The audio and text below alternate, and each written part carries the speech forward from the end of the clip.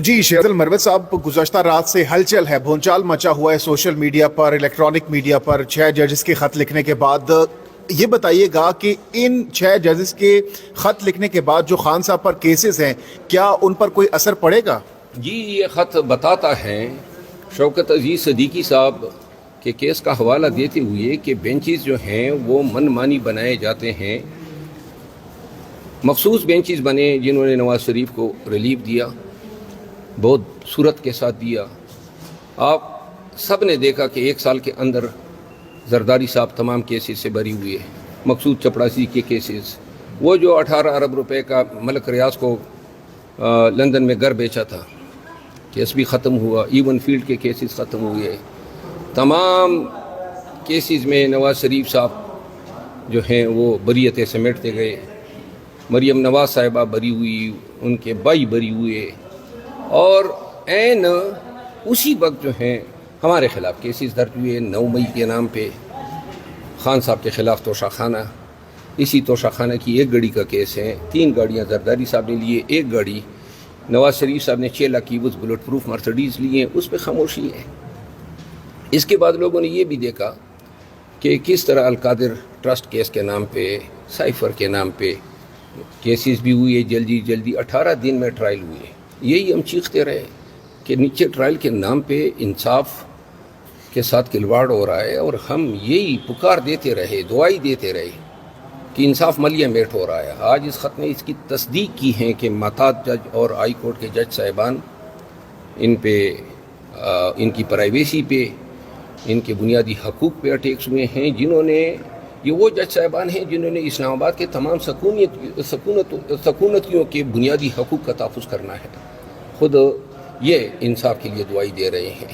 तो लिहाजा खान साहब के केसेस जो हैं वो साबित हो गया कि खान साहब के ख़िलाफ़ ये हैंड पिक्ड ट्रायल थे, और मैनेवर्ड हुए, इंजीनियर्ड हुए, और इनकी तमाम सज़ाएँ जो हैं वो टेंटेड हैं विद मेलाफाइडी एंड विद बाइस। तो एक मरवत साहब, अब व्हाट नेक्स्ट? इन 6 जजेस के ख़त लिखने के बाद आप लोग क्या कर रहे हैं, लीगली क्या कर रहे हैं? और जो आप बता रहे हैं कि काफ़ी ज़्यादा फ़र्क पड़ेगा, तो अब इन केसेस का क्या नतीजा निकलेगा, क्या असर पड़ेगा, ज़रा बताइएगा लीगली। ये ख़त ये भी निशानदेही कर रहा है कि हमारे हाई कोर्ट में जो हैं चीफ साहब एक साइड पे हैं और बाकी जज साहिबान जी, उनकी राय, उनकी जुडिशल डिस्पेंसेशन, और इन्होंने अपने चीफ जज साहब पे भी इल्ज़ाम लगाए हैं जो इंतहाई संगीन नवीयत के हैं। ठेरियान केस की मिसाल कोट की गई है, और यूँ इन बहैसियत वकील में समझता हूँ कि क़त्अन किसी भी तौर इन इल्ज़ामात से पहलूतई नहीं की जा सकती, नज़रअंदाज नहीं किए जा सकते। सुप्रीम कोर्ट से दस्तबस्त अर्ज़ है कि लार्जर बेंच बनाए या फुल कोर्ट बनाए। ये अदलिया की अपनी सलामती, आज़ादी, तौक़ीर और मेजेस्टी ऑफ जस्टिस की सर्वाइवल का सवाल है। तो एज ए सीनियर कानूनदान मरवत साहब, क्या लगता है क्या नतीजा हो सकता है? क्या प्रेडिक्ट करेंगे आने वाले दिनों में, क्या पेशन गोई करेंगे इन जजेस के ख़त लिखने के बाद? क्या नताज, क्या कंसिक्वेंसेस हो सकते हैं? अगर सुप्रीम कोर्ट जल्द अज जल्द इस केस को जुडिशल साइड पे टेकअप करती है, ये बेहतर होगा निज़ाम अदल के लिए। और अगर इसमें ताख़ीर होती है तो मैं ये देख रहा हूँ कि कई एक जुडिशल मिसकंडक्ट के रेफरेंसेस कई जजेस साहिबान के ख़िलाफ़ सुप्रीम जुडिशल काउंसिल में दायर होंगे। और ये जो साइफर केस चल रहा है, इस पे भी असर पड़ेगा? साइफर केस तमाम केसेस पे अब तो वो खलकत खुदा का एक नज़रिया बन गया कि अदालतों में क्या होता रहा है। तो ये आपको नहीं लगता कि इट्स टू लेट? क्योंकि कहा जा रहा है कि बहुत पहले से ये चीज़ें चल रही थी, तो बहुत लेट नहीं कर दिया? बहुत ये बता रहे हैं ना, हर मौके पे इन जज साहिबान ने आवाज़ उठाई है और इनकी सुनवाई नहीं हुई।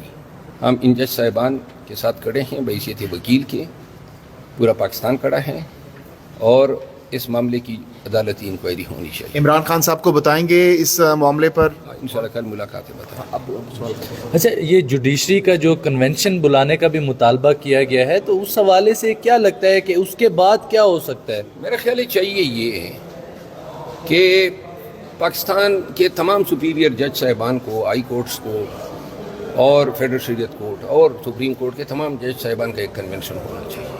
सब दिल खोल के अपनी دل کی بات کریں کہ کیا ہو رہا ہے.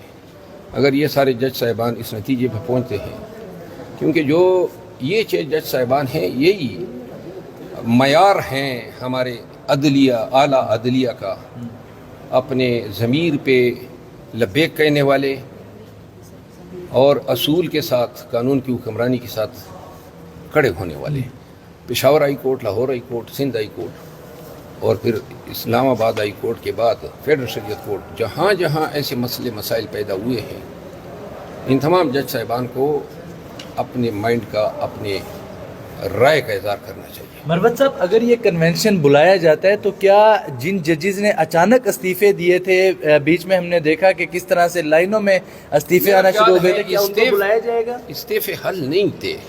جنہوں نے دیے غلط کام کیا، ڈٹ جانا چاہیے. کیوں استعفے دیں؟ کچھ بھی ہو، آئیں کمپیٹ کریں، مقابلہ کریں. یہ کیا حل ہوا؟ آپ پہ پریشر ڈل گیا تو آپ نے استعفیٰ دے دیے. یہ تو رائے فرار اختیار کرنا ہے. جنہوں نے استعفے دیے انہوں نے اپنا چیپٹر خود ہی کلوز کر دیا. اور اس تمام تر صورتحال میں جو پاکستان بھر کی بارز ہیں وہ کیا کردار ادا کر سکتی ہے اور کیا خیال ہے بارز کا کردار آئندہ 2-3 دن میں آپ سب کے سامنے آ جائے گا. اچھا، تحریک انصاف جو ہے وہ عید کے بعد آپ نے بھی اعلان کیا تھا کہ عید کے بعد جو ہے وہ احتجاجی تحریک جو ہے وہ شروع کرنے جا رہی ہے. آج ہمیں جلسے کی اجازت ملی ہے اسلام آباد میں. ہم 6 اپریل کو رات 10 بجے عظیم الشان جلسہ کرنے جا رہے ہیں. پورے پاکستان کو دعوت ہے اور آپ نے کھڑا ہونا ہے پاکستانیوں. دیکھیں خوف کے بت اب کتنے ٹوٹ گئے ہیں. اور یاد رکھیں حضور کریم صلی اللہ علیہ وآلہ وسلم نے کبھی بھی جو ہے اس کو خوف کو رذالت قرار دیا ہے. اس سے مکروہ اور کبھی کوئی خاصیت ہو ہی نہیں سکتی ہے. اور ہماری تاریخ تو لبریز ہیں. جو قومیں ڈر گئی، مثال کیا ہے؟ اورنگزیب عالمگیر جو تھا وہ اپنے دور میں اس کی ریونیو جو تھی سلطنت مغلیہ کی، وہ دنیا کی 27% ریونیو کا حصہ ہوا کرتی تھی. اور پھر 65 سال بعد جب اس کا ایک پڑ پوتا شاہ عالم ثانی بادشاہ بنتا ہے تو وہ ایک روہیلا سردار تھا، اس کے بیٹے کو جو ہے خسی کر لیتا ہے. اور وہی خسی جو ہے عدالت دربار میں اٹھ کے اس کے آنکھوں پہ خنجر برساتا ہے اور پھر تخت پہ لیٹ جاتا ہے اور آنکھیں بند کر لیتا ہے. شہزادیوں کو کہتا ہے کہ ناچو. اور لوگ سمجھتے ہیں کہ یہ سو گیا. وہ سویا نہیں ہوتا ہے. باہر اٹھ کے آ کے کہتا ہے میں یہ دیکھ رہا تھا کہ کسی میں تو غیرت ہوگی، اٹھ کے خنجر اٹھا کے مجھے مارے گا. لیکن جب خوف اتنا زیادہ ہو تو لہذا خوف کے بت اب ٹوٹتے جا رہے ہیں. اور جن اقوام، جن قوموں نے خوف کے آگے سرنگو کیا، تاریخ میں آج کل ان کی مثالیں بطور نوادرات کی دی جاتی ہے. جو قومیں ڈٹ گئی، اسلام کی تہذیب کس طرح پھیلی. رومنوں کی بات ہوتی تھی، رومن سیولائزیشن اور رومن کلچر اور تہذیب کی، اور روموں نے 1/3 دنیا کو فتح کیا. لیکن پھر یہی بھی دیکھا کہ وہ تہذیبیں مٹ بھی گئی. جن تہذیبوں نے اور کلچر نے، اقوام نے جو ہیں وہ خوف کو گلے لگایا، ان کی آج صرف تاریخ میں کہیں پہ مروت صاحب، آخر میں یہ بتا دیجیے گا کہ مولانا فضل الرحمان نے بھی رات گئے اعلان کیا ہے کہ وہ عید کے بعد سے جو ہے وہ احتجاجی تحریک کا اعلان کرنے جا رہے ہیں. جلسوں کا بھی انہوں نے اعلان کر دیا. کیا تحریک انصاف ان کے ساتھ